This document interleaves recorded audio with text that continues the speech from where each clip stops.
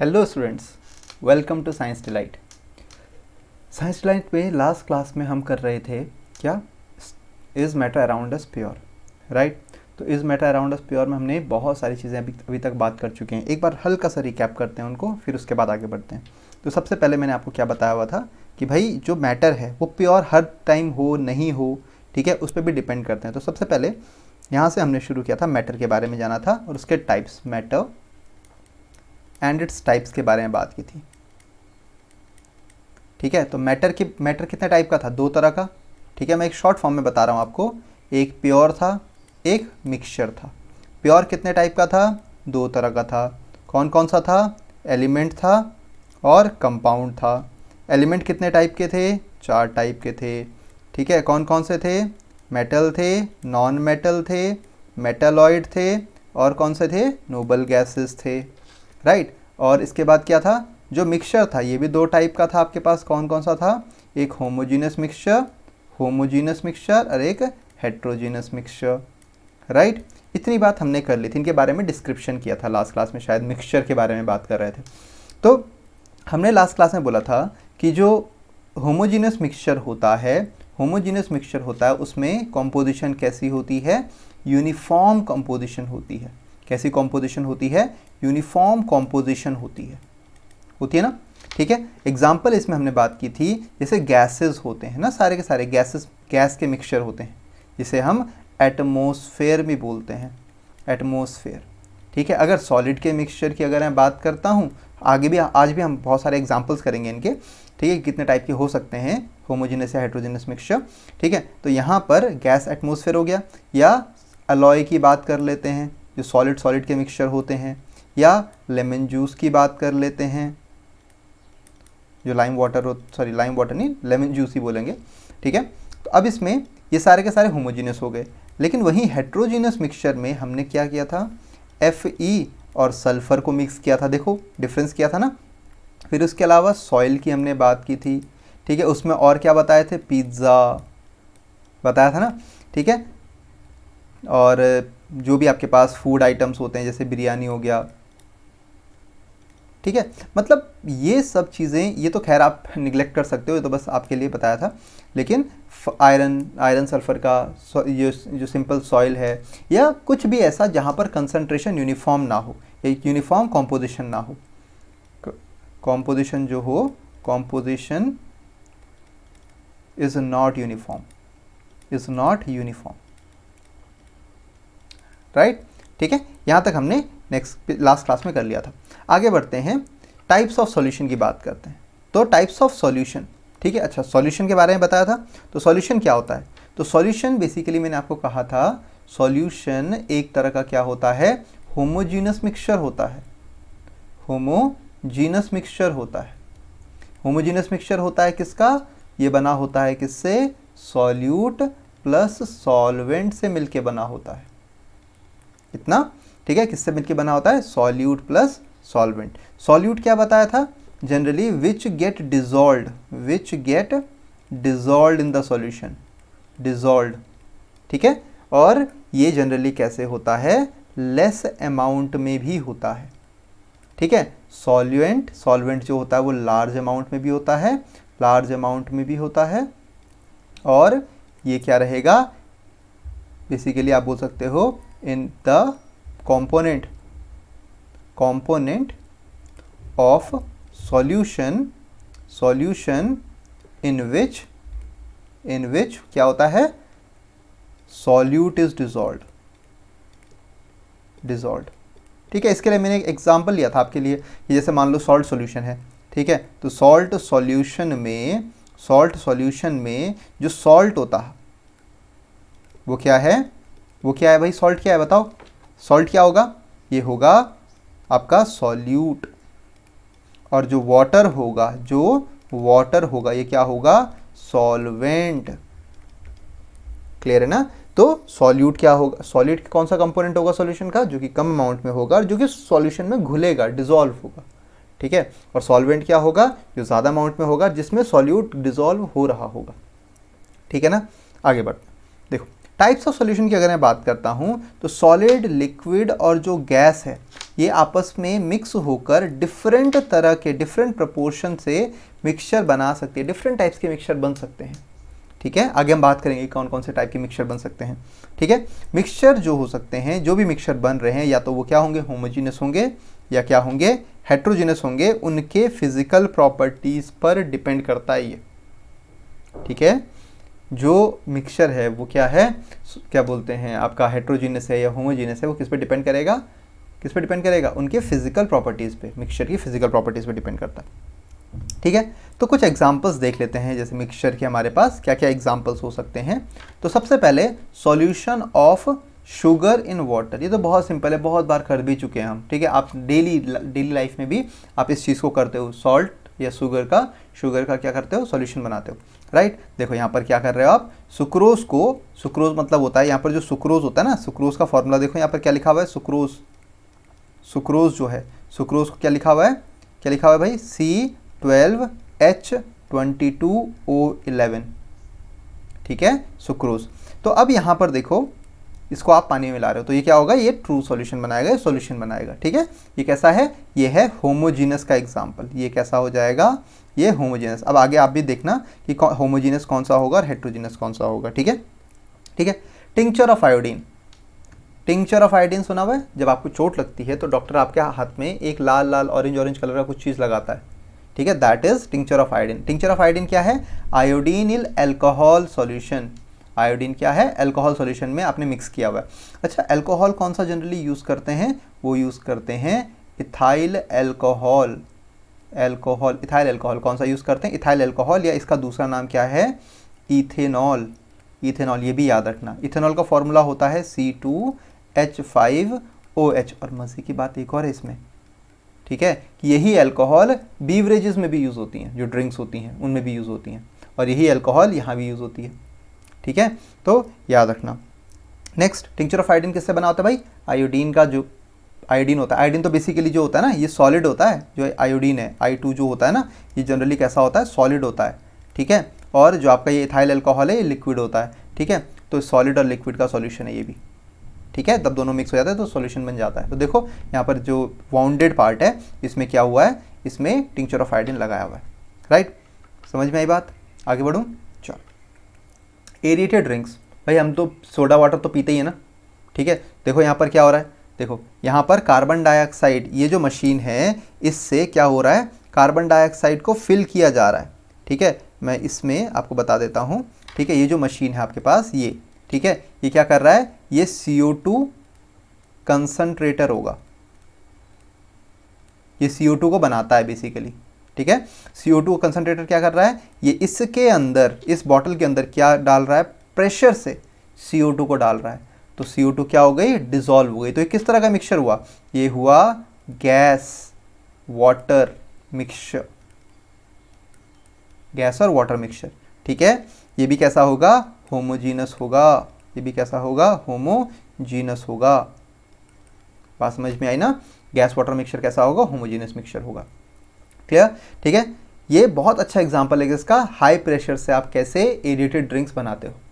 ठीक है, यहाँ पर कार्बन डाइऑक्साइड को डाला जा रहा है, इवन सिंपल सोडा वाटर भी आप पी सकते हो। ठीक है, नेक्स्ट, सॉलिड सॉलिड मिक्सचर। यहाँ से टाइप ऑफ मिक्सचर, पहला मिक्सचर का टाइप आ गया solid solid mixture.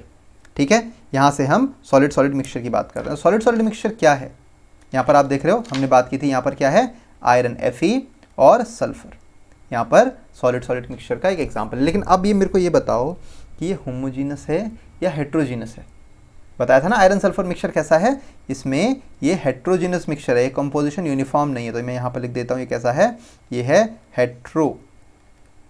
Heterogeneous mixture. समझ में आई बात, ये कैसा है, हेट्रोजीनस मिक्सचर। क्यों, क्योंकि यहाँ पर कंसंट्रेशन क्या होती है, नॉन यूनिफॉर्म। ठीक है, या कंपोजिशन क्या होती है, non uniform. Non uniform composition होगी तो वो मिक्सचर कैसा कहलाएगा, बताओ, हेट्रोजीनस मिक्सचर कहलाएगा। ओके, चलो आगे बढ़ते हैं। ठीक है, ये देखो, ये क्या है, ठीक है, ड्राई फ्रूट्स रखे हुए हैं एक जगह पे बहुत सारे, तो ये भी कैसा है, हेट्रोजीनस मिक्सचर। ये भी कैसा है, हेट्रोजीनस। ठीक है, आगे बढ़ते हैं। ठीक है, एलॉय। ठीक है, यहाँ पर हम बात करते हैं एलॉय की। अगर मैं एलॉय की मैं बात करता हूँ, इस केस में एलॉय की अगर मैं बात करूँ, it is a mixture of chemical elements where the primary component is a metal. Got it. देखो इसमें क्या हो रहा है, आप दो मेटल को आपस में मिक्स कर रहे हो, दो मेटल को क्या कर रहे हो, दो या दो से ज़्यादा मेटल को आपस में मिक्स कर रहे हो, जिससे दोनों ही एलिमेंट बेनिफिशियरी, मतलब जो कंपाउंड बन रहा है उसमें दोनों एलिमेंट की कैरेक्टरिस्टिक्स आ जाएं और वो बच जाए। मतलब बेसिकली क्यों किया जाता है, अलॉय का प्रिपरेशन क्यों किया जाता है, ताकि मेटल की टेंसाइल स्ट्रेंथ बढ़ जाए, जो मिक्सचर बना है उसकी टेंसाइल स्ट्रेंथ, ठीक है, मेल्टिंग पॉइंट बढ़ जाए, करोजन से बच जाए, ठीक है। ये बहुत सारे अलग अलग फ़ायदे होते हैं जिस वजह से इनको मिक्सचर बनाया जाता है। समझ में आई बात, ठीक है। अब इसमें देखो ब्रॉन्ज में क्या है, कॉपर है 78 से 95%, ठीक है। और टिन का फॉर्मूला बताओ भाई, टिन का फॉर्मूला क्या होता है, Sn, ओके। और कॉपर का फॉर्मूला क्या होता है, Cu, ओके। नेक्स्ट गोल्ड देखो, गोल्ड जो आप बोलते हैं ना प्योर है, नहीं, गोल्ड भी जो 18 कैरेट गोल्ड है उसमें 75% ही गोल्ड होता है। कॉपर जो होता है 12.5% होता है और सिल्वर जो होता है वो 12.5% होता है। अगर आप 24 कैरेट गोल्ड लोगे ना, 24 के गोल्ड लोगे तो उस केस में वो कैसा होता है, वेरी सॉफ्ट, ठीक है। आप हाथ से इजीली उसको तोड़ दो, ठीक है, सॉफ्ट। उससे ऑर्नामेंट बनाना पॉसिबल नहीं होगा, ठीक है, ऑर्नामेंटेशन इज नॉट पॉसिबल, ठीक है। तो 18 कैरेट गोल्ड, 22 कैरेट गोल्ड ऐसे में आता है, ठीक है। Next brass, okay. ब्रास की अगर मैं बात करता हूँ तो ब्रास में देखो, ब्रास के बैंड्स बनते हैं, वो जो ट्रम्पेट होता है ना, वो बनाया जाता है। अब इसमें देखो कॉपर कितना है 60 to 90%, जिंक जो है 10 to 35%, ठीक है। कास्ट आयरन, ठीक है, ये आप जब अभी 10th में पढ़ोगे, आप 10th में स्टार्ट करोगे तब वहाँ पर हम कास्ट आयरन, रॉट आयरन, बहुत सारे टाइप के आयरन पढ़ेंगे, ओके। तो आप उसकी टेंशन मत लो, ये सिंपल एक नाम है आयरन के मिक्सचर का, ओके। तो कास्ट आयरन में आयरन कितना है 96 से 98% और कार्बन कितना है 2 से 4% के बीच में होता है। तो ये भी क्या है, एक तरह का मिक्सचर है। नेक्स्ट स्टर्लिंग सिल्वर, ठीक है, रिंग है, स्टर्लिंग सिल्वर की रिंग, और इसमें सिल्वर जो होता है वो 92.5% होता है और कॉपर जो होता है 7.5%। देखो इसमें मेन पर्पस ये होता है, मैंने आपको पहले भी बता दिया कि या तो मेटल की टेंसाइल स्ट्रेंथ को बढ़ाने के लिए करेंगे, या तो वो जल्दी करोड ना हो जाए, ख़राब ना हो जाए। आपने फर्स्ट चैप्टर में पढ़ा था कि मेटल क्या करता है, मॉइस्चर के कांटेक्ट में आता है तो वो ख़राब हो जाता है। तो देखो सिल्वर और कॉपर कैसे होते हैं, अगर आपस में जुड़ेंगे तो इनकी बेसिकली टेंसाइल स्ट्रेंथ बढ़ जाएगी, इनकी चीज़ों को सहने की, मतलब बर्दाश्त करने, हाई टेम्परेचर, हाई प्रेशर को, या आपने कभी मान लो रिंग पसंद नहीं आई, आपने दबाई या खींची तो कहीं टूट ना जाए, तो उसकी टेंसाइल स्ट्रेंथ को बेसिकली बढ़ाने के लिए ये चीज़ यूज़ किया जाता है। गॉट इट, समझ में आया ना इतना, आगे बढ़ते हैं। देखो ठीक है, इसमें स्टेनलेस स्टील की बात करते हैं, ओके। स्टेनलेस स्टील तो भाई सुना हुआ है, घर में सरिया जो आती है, ठीक है, वो स्टेनलेस स्टील की बोलते हैं, ठीक है। इसमें क्या होगा, कार्बन सबसे ज़्यादा तो आयरन भाई, ठीक है, फिर उसके बाद कार्बन, फिर मैंगनीज, सिलिकॉन, फॉस्फोरस, सल्फर, ठीक है, फिर क्रोमियम और निकल। तो देखो इतना कुछ मिलाया जाता है एक स्टेनलेस स्टील में, ओके, ठीक है। इसमें मैक्सिमम पोर्शन किसका है, आयरन का, नियरली कितना है, अराउंड 3/4, ठीक है, यानी 70 से लेके 73% के आसपास, ठीक है।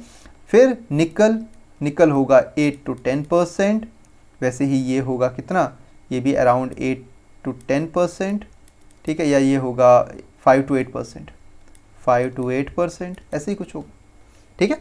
तो इसमें भी कंपोजिशन आपकी डिफरेंट कंपाउंड्स की अलग होगी, ये भी इसीलिए रखा गया है ताकि स्ट्रेंथ, करोजन, ये सारे फैक्टर्स को देखा जाए, क्योंकि घर तो एक ही बार बनता है ना भाई, बार बार थोड़ी ना बनेगा। तो एक बार बन जाए तो ऐसा बने कि एटलीस्ट उसकी लाइफ 10, 20, 30 साल तो चले कम से कम, कि बार बार ना करना पड़े, ठीक है। आप घरों के दरवाजे, इवन डोर्स या सॉरी इवन जो पार्टीशंस होते हैं उनको भी बदल सकते हो, लेकिन अगर नींव खराब होगी या जो आपके जो आई शेप जो बीम पड़ते हैं वो ख़राब होंगे तो क्या होगा, दिक्कत हो जाएगी। ठीक है, जो जिस पे पूरा घर खड़ा है उसमें तो हम भर भर के सीमेंट और क्या करते हैं, ये स्टेनलेस स्टील के सरियाएँ डालते हैं। क्यों डालते हैं? ताकि वो मजबूत रहे और वो बार बार नहीं चेंज हो सकता। ठीक है, इसीलिए उसको इस मटेरियल से बनाया जाता है ताकि उसमें वाटर, क्योंकि घर में बारिश में भी टिका रहता है, धूप में भी टिका रहता है, तो मतलब मॉइस्चर यानी करोजन से भी उसको खतरा होगा। इतना भारी सामान आप घर में रखते हो, कितना कुछ रखते हो आप तो उसको भी बर्दाश्त करना होना चाहिए। तो इस वजह से अलॉय को बनाया जाता है। ठीक है, आयरन तो आपको पता है ना जल्दी ऑक्सीडाइज हो जाता है। ठीक है, जंग जल्दी लग जाता है उसमें। नेक्स्ट देखो, लिक्विड और सॉलिड का मिक्सचर, सॉलिड और लिक्विड का मिक्सचर देखें। ठीक है, तो यहाँ पर क्या है, सैंड प्लस वाटर, और इसका एक्चुअल रूप तो ऐसा ही होता है। यहाँ पर तो बहुत क्रिस्टल क्लियर दिख रहा है, ऐसा बहुत रेयर केस में, लेकिन जनरली आपको ऐसे दिखता है। This is sand plus water. कैसा मिक्सचर है भाई, ये है हेट्रोजीनस। ठीक है, अभी तक हमने कौन कौन सा मिक्सचर पढ़ा, अभी पहले हमने सॉलिड सॉलिड मिक्सचर पढ़ा। तो सॉलिड सॉलिड मिक्सचर में हमने देखा कि जो एलॉय है वो कैसा है, होमोजीनस मिक्सचर है। ठीक है, और जो आपका आयरन सल्फर था जो वो कैसा था, हेट्रो था। ठीक है, अब इसमें सॉलिड लिक्विड मिक्सचर में सैंड वाटर कैसा है, सैंड प्लस वाटर कैसा है, सैंड प्लस वाटर कैसा है भाई, बताओ, हेट्रोजीनस है,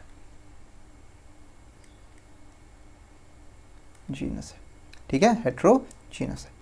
अब यहां पर देखो नेक्स्ट, ये देखो यहाँ क्या हो रहा है, आपने सॉल्ट या शुगर किससे मिला दी, वाटर में मिला दी। ठीक है, इसमें देखो शुगर, इसमें तो सुक्रोज दिया ही हुआ है, लेकिन इसमें भी। ओके, तो यहाँ पे क्या है, ये किस तरह का मिक्सचर है, ये है होमोजीनस। ठीक है, ये तो घर में भी हम करके देख लेते हैं, इसमें ज़्यादा एक्सप्लेन करने वाली बात तो है नहीं। ठीक है, क्योंकि यहाँ पर कंसंट्रेशन क्या रहेगी, कंसंट्रेशन यूनिफॉर्म रहेगी। ओके, लिक्विड मिक्सचर की बात की जाए, लिक्विड मिक्सचर की अगर मैं बात करूँ तो यहाँ पर क्या होगा, देखो लिक्विड मिक्सचर में यहाँ पे आपने ऑयल और वाटर को मिक्स किया, तो क्या ये मिक्स होते हैं, नहीं होते मिक्स। ये क्या बना देंगे, इमल्शन बना देंगे। तो ये कैसा मिक्सचर हो जाता है, ये हेट्रोजीनस हो जाएगा। ये कैसा मिक्सचर हो जाएगा, हेट्रोजीनस मिक्सचर हो जाएगा। ओके, क्योंकि वो सेपरेट हो जाएगा, आप ऑयल और पानी को मिक्स करोगे तो सेपरेट आउट हो जाता है, तो हेट्रोजीनस बनाता है। Next, carbonated water and juice, सब पीते हैं कार्बोनेटेड वाटर। ठीक है, आप स्प्राइट पी रहे हो या कोल्ड ड्रिंक्स पी रहे हो, तो वो कैसे होते हैं, दैट विल बी होमोजीनस। वो कैसे होंगे, होमोजीनस, क्योंकि उसमें कंसंट्रेशन थ्रू आउट क्या रहती है, एग्जैक्टली सेम रहती है। ओके, चलो next, gases mixture, liquid gas mixture. Liquid gas, ये बहुत इंटरेस्टिंग एक्सपेरिमेंट है। दिस इज, यहाँ पर जनरली हम क्या करते हैं, HCl का प्रिपरेशन करते हैं। प्रिपरेशन हो रहा है, मतलब हो क्या रहा है, HCl गैस को आप किस में डिज़ोल्व कर रहे हो, वाटर में डिज़ोल्व करने की कोशिश करते हैं। ठीक है, कोई भी गैस वाटर में डिज़ोल्व होगी या नहीं होगी, ठीक है, ये भी उसकी पोलैरिटी पे डिपेंड करता है। वो अभी हम नहीं कर रहे हैं, पोलैरिटी एक वर्ड है, ठीक है, उसमें पॉजिटिव और नेगेटिव आते हैं, वो बाद में बात करेंगे उसकी। ठीक है, चलो एक हल्का सा ब्रीफ दे देता हूँ, पोलैरिटी क्या है। जैसे मान लो ये HCl है ना, तो HCl में क्या होगा, क्लोरीन की टेंडेंसी होती है, tendency to take electron, tendency to attract electron, हमने कैटायन आयन की बात की थी ना। और हाइड्रोजन की टेंडेंसी होगी क्या, ये गिव इलेक्ट्रॉन, गिव बोल दो या लूज इलेक्ट्रॉन। ठीक है, तो ये क्या होगा, ये अपने इस बॉन्ड को अपनी तरफ थोड़ा सा खींचता है, तो इस पे कैसा आएगा, इस पे टेंडेंसी कैसी है, नेगेटिव चार्ज आने की, तो इस पे कैसा आ जाएगा, पॉजिटिव। तो ये पोल्स जनरेट हो रहे हैं, ये पोल्स जनरेट हुए, तो हमने बोला ये कैसा है, ये पोलर मॉलिक्यूल है। पोल्स जनरेट हो रहे हैं, पॉजिटिव और नेगेटिव पोल्स जनरेट हो रहे हैं, तो इसलिए कैसा मॉलिक्यूल है, पोलर मॉलिक्यूल है। ठीक है, हम बोलते हैं इसीलिए HCl क्या होता है, पानी में इजीली डिजॉल्व हो जाता है। क्यों? क्योंकि ये पोलर मॉलिक्यूल है। ओके, ठीक है, आगे बढ़ो। चलो, अब इसमें क्या हो रहा है, इसमें एक रिएक्शन लिखते हैं हम पहले। यहाँ पर लिखा मैंने NaCl प्लस H2SO4, और नीचे से आप हीट दे रहे हो ना, तो मान लो मैं हीट दे रहा हूँ बिलो 200 डिग्री सेल्सियस, राइट। तो यहाँ पर डबल डिस्प्लेसमेंट होगी, तो ये NaHSO4 बना, और यहाँ पर क्या हो जाएगा, HCl गैस निकल जाएगी। समझ में आई बच्चा? ठीक है, यहाँ पर क्या हुआ, HCl क्या निकली, गैस की फॉर्म में निकली। ओके, तो गैस, अब ऑब्वियसली आपको पता है H2SO4 तो जनरली डाइल्यूट ही होगा, या अगर आप कंसनट्रेटेड भी डालोगे, तो उसमें थोड़ा सा अमाउंट तो वाटर का रहता ही है। ठीक है, तो यहाँ पर मॉइस्चर तो जनरली रहेगा। यहाँ पर जनरली आप क्या यूज़ करते हो, इस वाले केस में यहाँ पर H2SO4 यूज़ करते हो। कैसा? कंसनट्रेटेड यूज़ करते हो। ठीक है, यहाँ पर जो ये रिएक्टेंट है ये क्या है, NaCl है जनरली। ओके, यहाँ पे क्या होगा, यहाँ से क्या निकलेगी ये गैस, यहाँ से HCl गैस निकली गैस HCl, और इसको आपने यहाँ डाल दिया। यहाँ पर भी क्या है, दिस इज कंसनट्रेटेड H2SO4 है, H2SO4 है। ओके, तो कंसनट्रेटेड H2SO4 एक तरह से, अगर मैं यहाँ पे बोलता हूँ, एक सेकंड में नेक्स्ट पेज में जाता हूँ। यहाँ पर जो कंसनट्रेटेड H2SO4 होता है ना, कंसनट्रेटेड H2SO4 होता है, याद रखना ये एक तरह का डिहाइड्रेटिंग एजेंट होता है।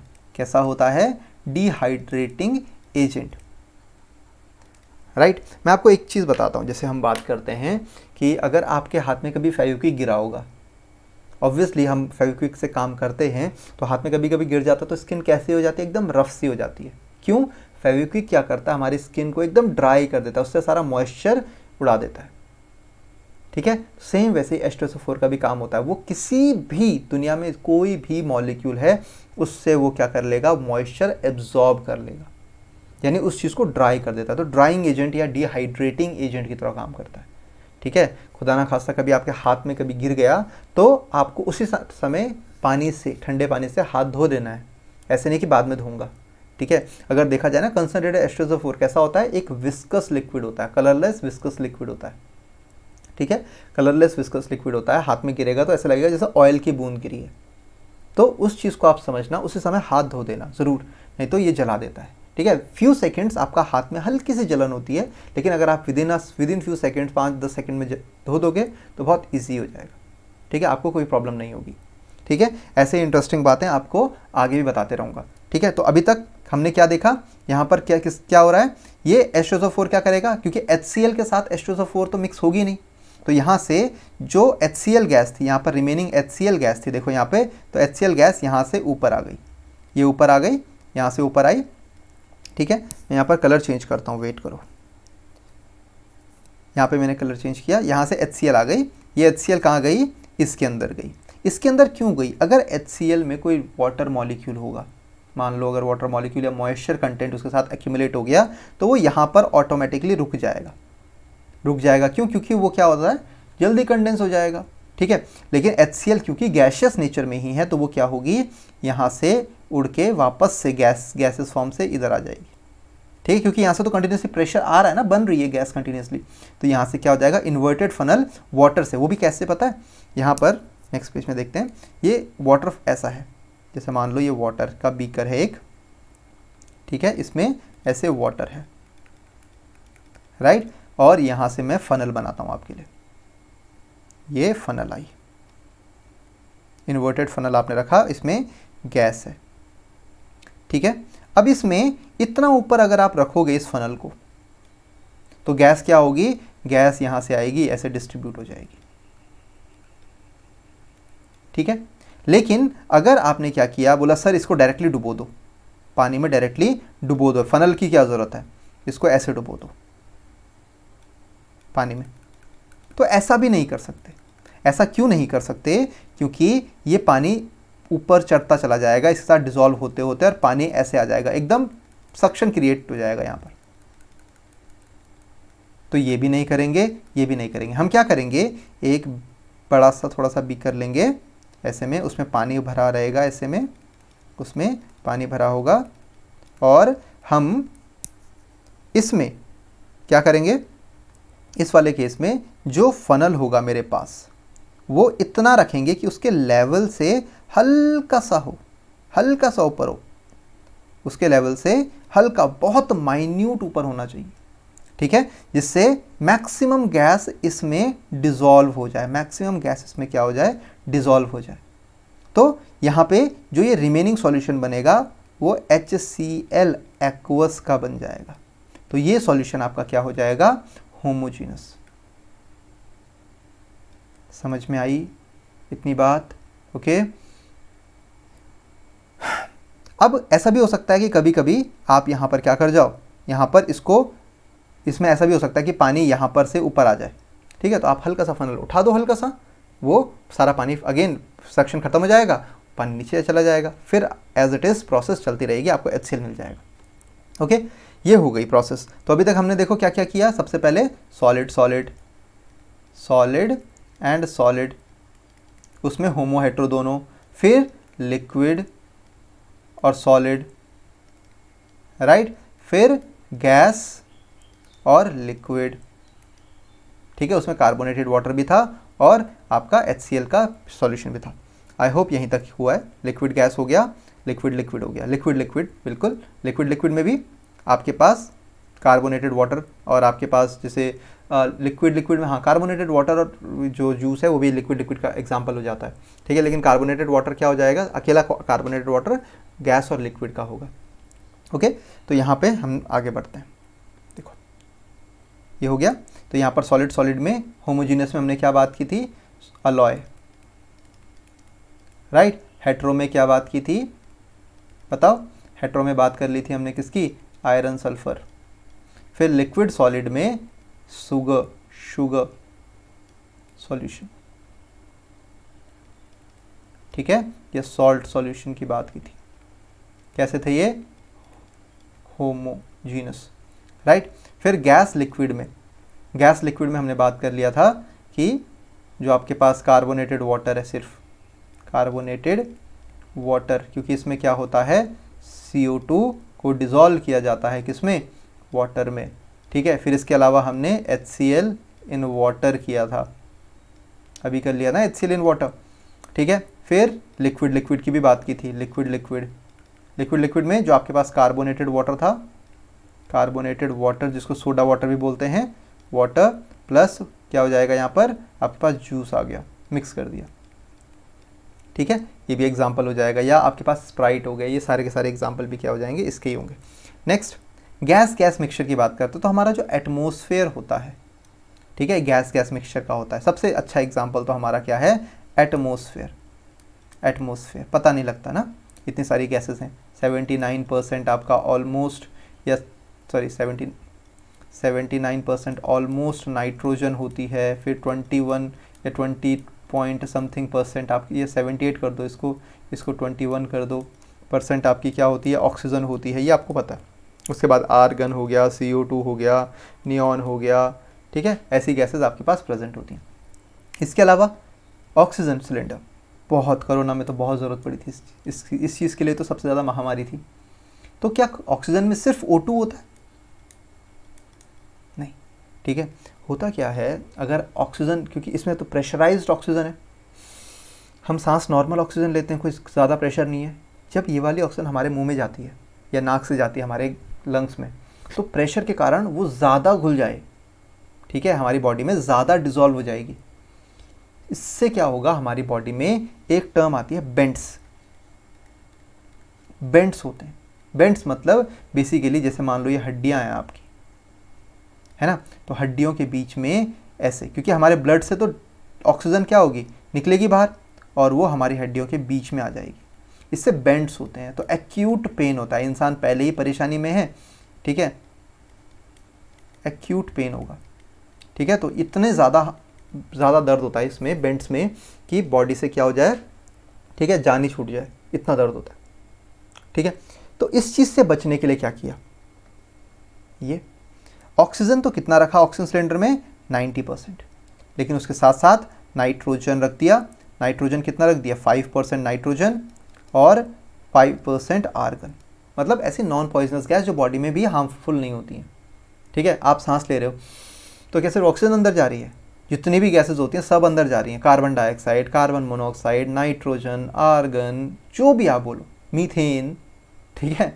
तो हर चीज़ की गैस अंदर जा रही है, तो उससे आपकी बॉडी को भी अलग अलग इफेक्ट। अब तो बोलते हैं कि कार्बन डाइऑक्साइड ज़्यादा अमाउंट होने से या कार्बन मोनोऑक्साइड ज़्यादा अमाउंट होने से पॉइजनिंग हो जाती है, अस्थमा होता है, ठीक है। इवन अगर जो लोग स्टोन इंडस्ट्रीज़ में काम करते हैं उनको तो लंग्स में फाइब्रोसिस हो जाता है, ठीक है।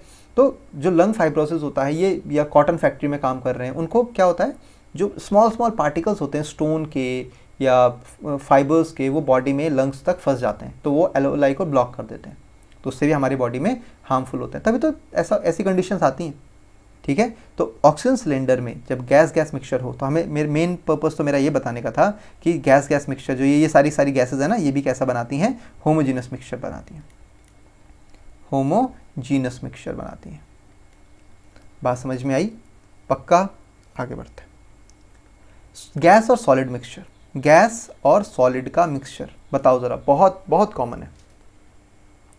आप धूप जलाते हो, धूप जलाई होगी, सबने कभी ना कभी ज़िंदगी में जलाई होगी, ठीक है। तो उसके ऊपर से आप ऐसे हाथ, जैसे मान लो आपने क्या किया, एक जैसे इंसेंस स्टिक जलाई, ठीक है, या धूप जलाई, ठीक है, ये इंसेंस स्टिक आपने जला दी, मान लो यहाँ से इससे क्या निकल रही है, ऐसे में वो इसका धुआं निकल रहा है। तो अगर आप इस धुएं पे उंगली टच करोगे ना, या धुएं को कहीं रख दो, तो उसके ऊपर वाली चीज़ काली हो जाती है। क्यों? क्योंकि वो गैस और सॉलिड का मिक्सचर होता है, ठीक है। ट्रक से निकलता हुआ धुआं, जो काला धुआं होता है, चिमनी से, जो फैक्ट्रीज़ की चिमनी से निकलता है, भट्टी से निकलता है धुआं, लकड़ी से निकलने वाला धुआं, लकड़ी को जलाते हो तो उससे निकलने वाला धुआं, ऑयल बर्न होने वाला धुआं, नैफ्थलीन आपने जलाई हो, नैफ्थलीन बॉल कपूर जो पूजा में जलाते हैं, उससे निकलने वाला धुआं, सब तरह का स्मोक गैस सॉलिड मिक्सचर का एग्जाम्पल है, ठीक है। तो इसका सबसे अच्छा एग्जाम्पल क्या हो गया, this is the smoke, okay, smoke, got it. Smoke is the example of gas and solid mixture. Next term आती है डिस्पर्जन सिस्टम, ठीक है, ये जनरली हम कोलॉइड से पढ़ते हैं, ठीक है, कोई बात नहीं, यहाँ पर आ गया तो पढ़ लेते हैं। जैसे हमने सॉल्यूशन पढ़ा है वैसे ही डिस्पर्जन सिस्टम होता है। डिस्पर्जन सिस्टम का मतलब क्या होता है, डिस्पर्स, पहले तो ये टर्म देखो, डिस्पर्जन, डिस्पर्जन का मतलब होता है फैलना, फैलना, ठीक है, फैलना, स्प्रेड हो जाना, ओके। आपने क्या किया, मिल्क लिया, उसको वाटर में एक बूंद डाली, टपक, वो क्या होगा, आप इजीली एक कलर डाला, एक कलर लिया, उसको आपने वाटर में डाला, तो क्या होगा, वो वाटर में कैसे होगा, ये वाटर है मान लो, और इसमें कोई कलर यूज़ कर लेते हैं हम, इसमें एक कलर यूज़ कर लेते हैं, इसमें रेड कलर यूज़, एक रेड की बॉल बनाई और वहाँ इसको डाल दी, तो क्या होगा, वो ऐसे ऐसे पूरे सिस्टम में धीरे धीरे डिज़ोल्व होगा। आगे हमारे पास एनिमेशन भी है, लेकिन अभी आप इसको समझो। तो ये डिस्पर्जन हो रहा है, फैल रहा है। तो डिस्पर्जन सिस्टम, जैसे याद करो फर्स्ट चैप्टर में KMnO4 दिखाया था, KMnO4 को डाला, KMnO4 पूरे उसमें डिस्पर्स हो गया था, तो वैसे ही डिस्पर्जन होना। तो वैसे ही डिस्पर्जन सिस्टम दो चीज़ों से मिलकर बना होता है, जैसे सॉल्यूशन दो चीज़ों, सॉलिड और सॉल्वेंट से मिलकर बना होता है, डिस्पर्जन सिस्टम भी दो चीज़ों से मिलकर बना होता है, ठीक है। डिस्पर्जन सिस्टम क्या है, a system consisting of a substance distributed as a very small particle of solid droplets of liquid or tiny bubbles of gas in a suitable medium, उसे हम क्या बोलते हैं, डिस्पर्जन सिस्टम बोलते हैं, ठीक है। तो किसी भी कंपोनेंट में, मतलब ये आप बोल सकते हो ऐसा सिस्टम जिसमें छोटे छोटे बहुत माइन्यूट सॉलिड पार्टिकल्स या लिक्विड ड्रॉपलेट्स या गैसेस, वो क्या होती हैं, डिस्पर्स हुई रहती हैं, फैली रहती हैं पूरे एक किसी मीडियम में। डिस्पर्जन सिस्टम के दो कंपोनेंट होते हैं, कौन कौन से, डिस्पर्स्ड फेज और डिस्पर्जन मीडियम। देखो यहाँ पे कुछ ऐसा ही बोला था मैंने, ठीक है। तो यहाँ पे क्या हो रहा है, येलो कलर आपने इसमें डाला, तो येलो कलर पूरे उसमें क्या हो रहा है, डिस्पर्स हो रहा है। तो ये जो येलो कलर है ना, ये येलो कलर जो है, ये है dispersed phase, dispersed phase, right. ये कुछ कुछ सॉल्यूट की तरह काम कर रहा है, मतलब वैसे ही कुछ, ठीक है। और जो यहाँ पे वाटर है, जो यहाँ पर वाटर है, ठीक है, जो वाटर है आपको दिख रहा है ये कैसा है, मीडियम प्रोवाइड कर रहा है ना, तो डिस्पर्जन मीडियम है ये, ठीक है, मीडियम है, डिस्पर्जन मीडियम है। तो डिस्पर्स फेज क्या होता है और डिस्पर्जन मीडियम क्या होता है, इसकी बात करते हैं। डिस्पर्स्ड फेज, डिस्पर्स्ड फेज की अगर मैं बात करता हूं तो डिस्पर्स्ड फेज क्या होता है, the distributed substance is called dispersed phase. कोई भी डिस्ट्रीब्यूटेड सब्सटेंस, ठीक है, वो कैसा होगा, डिस्पर्स्ड फेज होगा। अब देखो यहाँ पे दिख रहा है ना इजीली। और नेक्स्ट क्या है, डिस्पर्जन मीडियम। डिस्पर्जन मीडियम क्या हुआ, the medium in which the dispersed phase is distributed, हो गया, ठीक है। ऐसा मीडियम जिस पे डिस्पर्स फेज डाला हुआ है वो कैसा हो जाएगा, सॉल्यूशन के केस में डिस्पर्स फेज सॉल्यूट हो जाता है, डिस्पर्जन मीडियम सॉल्वेंट हो जाता है। तो वही चीज़ है, देखो, ओके, आगे बढ़ते हैं। Next, on the basis of size of particle dispersion system can be classified as. यहाँ से आगे एक नई जर्नी शुरू होगी, ठीक है, साइज के बेसिस पे कि डिस्पर्जन, जो आपका डिस्पर्स्ड फेज है उसके पार्टिकल्स कितने छोटे हैं डिस्पर्जन सिस्टम में, उस बेसिस पे कितने तरह के हैं, 3 तरह के। पहला है ट्रू सॉल्यूशन, दूसरा है ट्रू सॉल्यूशन, देखा हमने बात की हुई है ट्रू सॉल्यूशन की, ज़्यादा डिस्कस करने की बात नहीं है, ठीक है। शुगर को आपने किसमें डाल दिया, पानी में डाल दिया, सॉल्ट को पानी में डाल दिया, डिस्पर्जन। कोलाइडल सॉल्यूशन, ये आपके लिए थोड़ा सा नया है, नया भी क्या है, पढ़ा हुआ है पहले, अब इसके बारे में थोड़ा और डिटेलिंग में पढ़ेंगे आगे। तो कोलाइड्स ये है, जैसे भाई मिल्क है, ये मिल्क, और मिल्क क्या है, कोलॉइड है, क्या है, कोलॉइड है। Next, suspension. सस्पेंशन मतलब कोई चीज़ सस्पेंडेड हो गई है, अलग थलग हो गई है, तो सस्पेंडेड। यहाँ पे देखो, अगर आपको थोड़ा ढंग से दिख रहा हो तो ये कुछ दिख रहा हो, देखो इस वाले पार्ट पे देखो ब्लॉक हो रखा, कुछ नीचे कुछ परत जमी हुई है वाइट वाइट, ठीक है। जैसे हमने क्या किया था, यहाँ पे ये वाला पार्ट जो है आपके पास सस्पेंशन है, मान लो ये चॉक पाउडर है, चॉक पाउडर है, उसको आपने पानी में डाल दिया चॉक पाउडर को, तो क्या बोलेंगे कि यहाँ पर क्या हो जाएगा, सस्पेंशन हो गया, वो चॉक पाउडर धीरे धीरे धीरे सेटल हो जाएगा, ठीक है। इसमें एक और एग्जांपल हमने किया था, कौन सा था, जब डर्ट पार्टिकल वाला कर रहे थे, डर्ट पार्टिकल को पानी में डाला था, वो भी क्या हो रहा था, अलग थलग पड़ गया था, राइट, ओके। यहाँ तक क्लियर हुआ।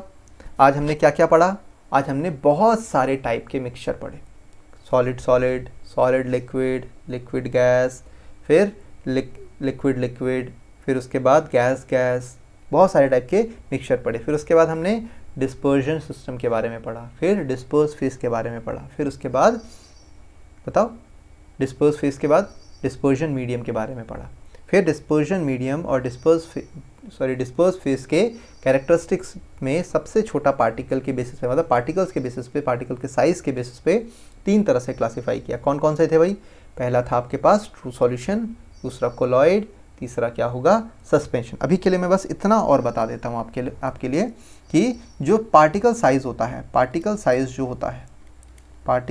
जो होता है वो सबसे ज़्यादा होता है सस्पेंशन का, ओके, फिर होता है कोलॉइड का, और फिर होता है आपका ट्रू सॉल्यूशन का।